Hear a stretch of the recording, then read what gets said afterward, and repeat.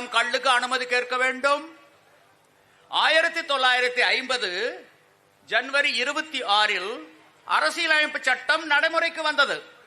அந்த சட்டம் கொடுத்திருக்கும் உணவு தேடும் உரிமைதான் கள் இறக்குவதும் பருகுவதும். கலப்படத்தை காரணம் காட்டி 1/1/87 இந்த உரிமையை தமிழ்நாடு அரசு அநியாயமாக பறித்துக் கொண்டது. பக்கத்தில் பாண்டியில, கேரளாவில், தெலுங்கானாவில், ஆந்திராவில், அண்டை மாநிலங்களில், உலக அளவில் எங்கும் கள்ளுக்கு தடை கிடையாது. அங்கும் கலப்படம் செய்வார்கள் அல்லவா? அந்த அரசுகள் எல்லாம் கலப்படத்தை கட்டுப்படுத்துகின்ற பொழுது தமிழ்நாட்டில் எங்களால் மட்டும் கலப்படத்தை கட்டுப்படுத்த முடியவில்லை என்றால் தமிழ்நாடு அரசு ஆளுமை இல்லாத அரசா? ஆளுமை இல்லாமல் போனால் ஆட்சியிலே இருந்து நீங்கள் இறங்குங்கள்.